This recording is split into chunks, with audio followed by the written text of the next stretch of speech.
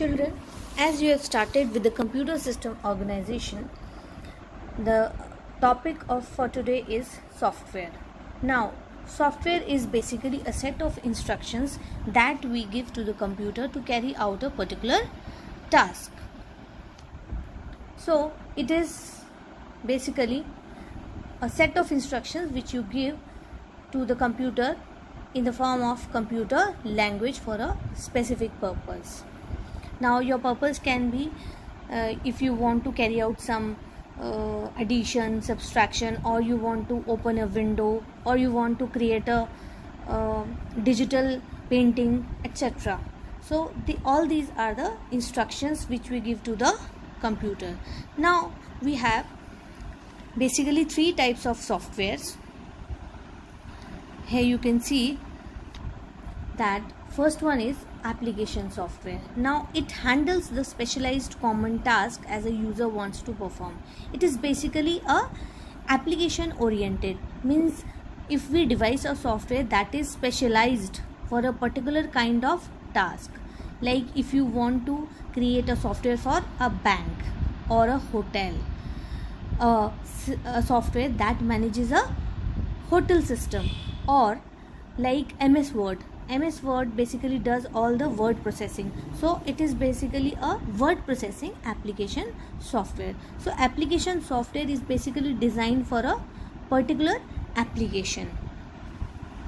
Now the second one is the system software. System software, it controls the basic functions of a computer. All the basic functions of computers are controlled by the system software, and basically it comes with your computer. Like if you purchase a new computer or a laptop, it comes with that only. So it is bundled with your system only, and it basically makes the system easy for the user, and system and the user can easily connect with the computer. So it is basically the system software, and it hides the complexity of a computer system from the user and application software. So it makes the system easier for the user. And the examples of system software are the operating system, compiler, interpreter. So these are basically the systems softwares. The next one is the utility software. Now, utility software is the simple thing. It simply manages your computer. It does the housekeeping functions for your system. So the example of utility software are antivirus, basically antivirus software, backup software, and disk tools. So these are the utility software which does the housekeeping functions are done by the utility software. Now we'll see these system in details. Let's see the system software in detail. We have the operating system, and operating system, I have already told you that it is an interface between the user. Basically it is the interface between the user and the hardware. Basically, like it is the user and this is your computer. So it is the interface between the user and the computer. Means the user can connect with the hardware or the computer with the help of the operating system. Now we have different types of operating systems available. That is the first one is the Windows, Solaris, Linux, Mac, which is Apple. Then we have lots of operating systems available now. Now you can see here that operating system works as a resource manager. Basically it works as the manager for your computer system, and that means it runs all the application software in it. It helps in the running of all the application software in your system. So operating system is connected to all the basically the manager of whole system, whole computer system. It is the center point for your computer system. Now how this operating system works is basically the operating system is the backbone of your computer system, and it has to be there before all the programs can be run on it. And it works as a middleman. Basically it works as the interface between the machine and the user, and all the work is done by this operating system only. As you can see in the block diagram that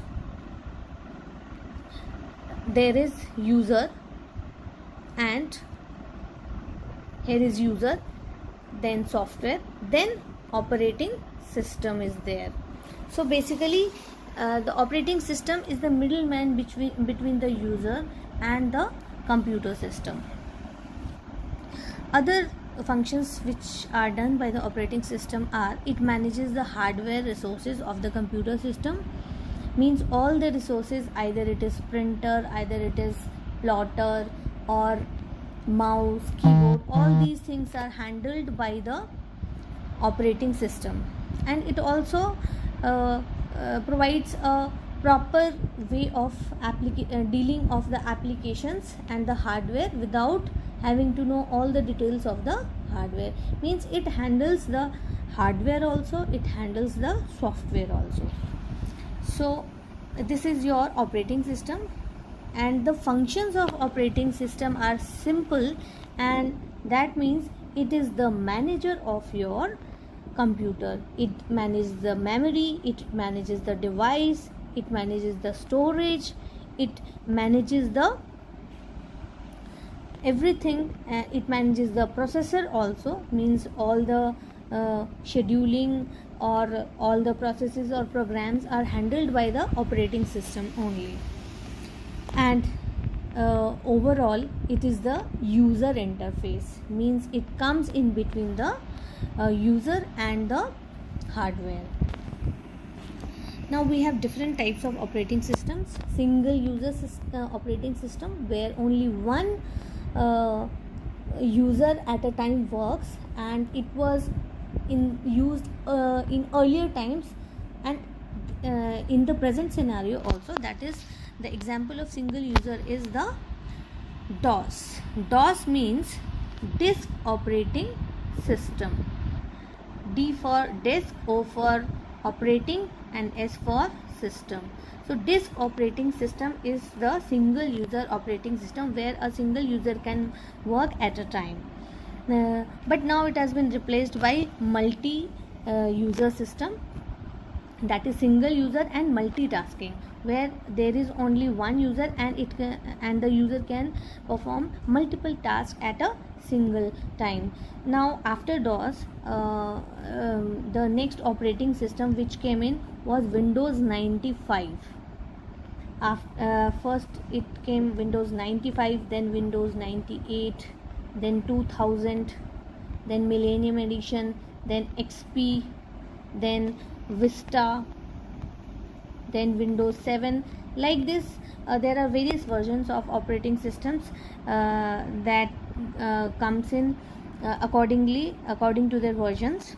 And now we have multi-user operating systems also. Multi-user means multiple users are allowed to access the same data or information at a time with the help of a network. Means we have to establish a network for multi-user operating system. We have multi-processing operating system also, where a single process runs on two or more processes. Means we have a single task, and that task will be divided into two or more processors. So it is also known as the parallel processing. Parallel processing means more than one processor works at a time, so it is parallel processing. We have embedded operating systems also, and embedded operating systems you are using nowadays, like in your washing machines, in your watches, in your microwaves, and all your household devices. You are using the embedded operating systems. These are embedded chips. And the last one is the distributed operating system, where the computers work in cooperation with each other, and your system is distributed in a sense. Now let's see system software. And the system software are very important topic of your syllabus, and that is the language processors. Language processors are basically the translators. Basically what happens, that computer understands only the language of zeros and ones. So it understands the machine language only, it doesn't understand the human language.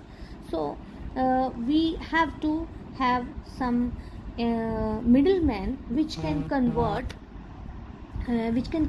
our language to the machine language, and in turn give us the output in the form of our language by converting the machine to the human readable language. So basically language processors does this conversion task. These are the translators which will convert high level language to machine level language. Now high level language is also known as HLL, and machine language is also known as low level language, LLL, low level language.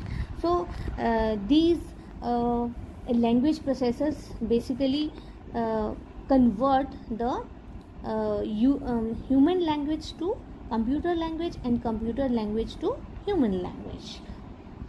Now we have three types of language processors, that is assembler, compiler and interpreter. Now compiler basically converts, compiler, assembler, interpreter, all three does the same kind of work but in a different way.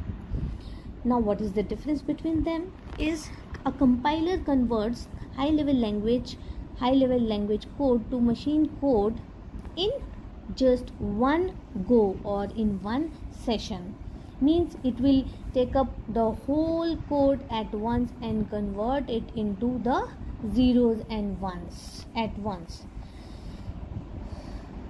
But if we see the other language processor, that is interpreter. Now interpreters also does the same task, that is it converts the high level language to low level language, but it converts line by line only. Means it doesn't convert the whole program into zeros and ones, but it converts line by line. This is the basic difference between the compiler and interpreter. Assembler, it also translates the assembly language program into machine language programs. Now this is very important topic for all of you, as a question always comes in the exam, that is the difference between a compiler and a interpreter. Now there are many other differences which we will take up afterwards. Now let's move on.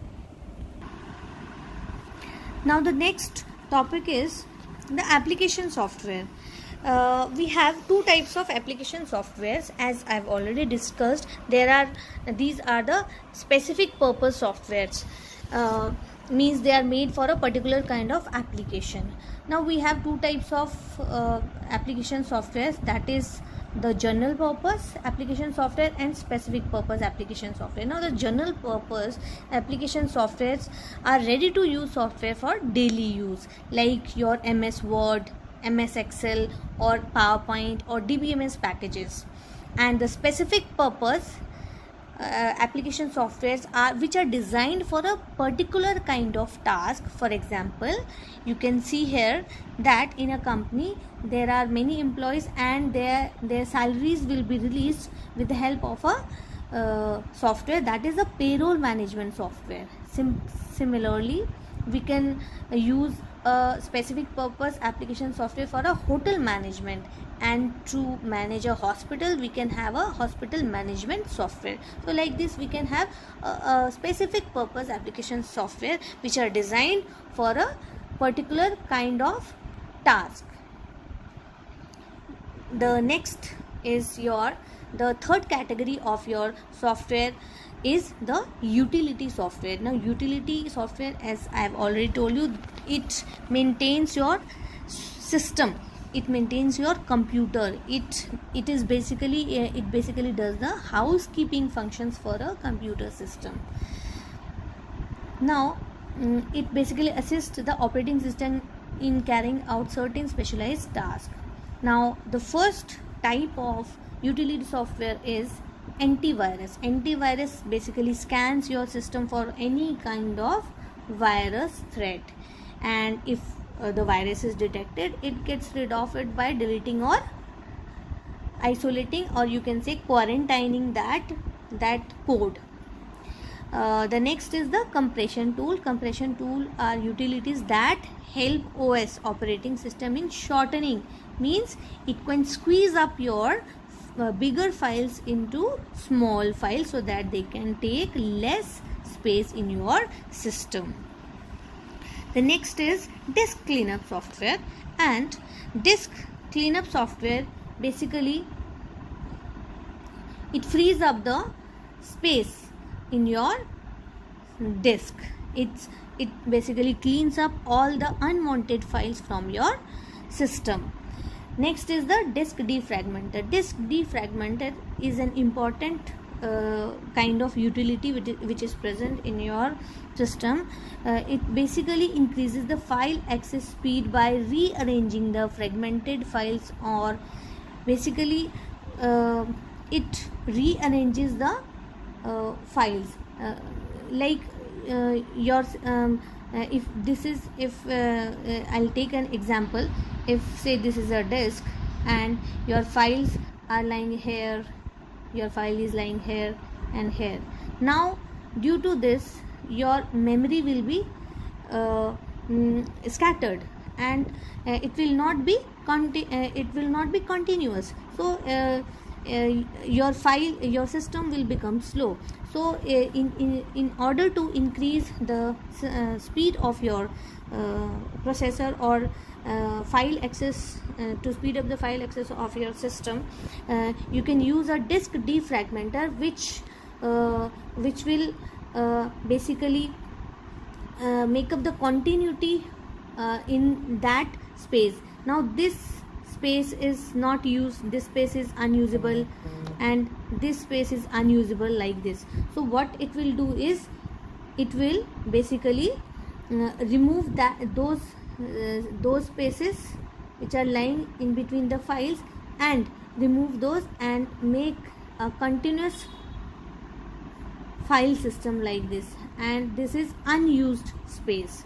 So due to this, your system will work very faster, and it will remove all the unused space on your disk. Now the other utility is backup utility, and backup utility basically enables backing up of the files, folders, databases, and complete the disk. Basically it is for the backup. Backup means whenever there is some kind of crash or any other kind of problem is there with your system, your data should be saved, and a backup should be there with you, and this backup is done by the backup utility in your system.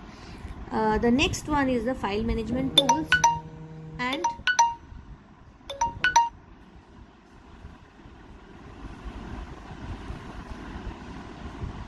file management tools, you can see that we have file management tools like browsing, searching, and updating, etc. Simple daily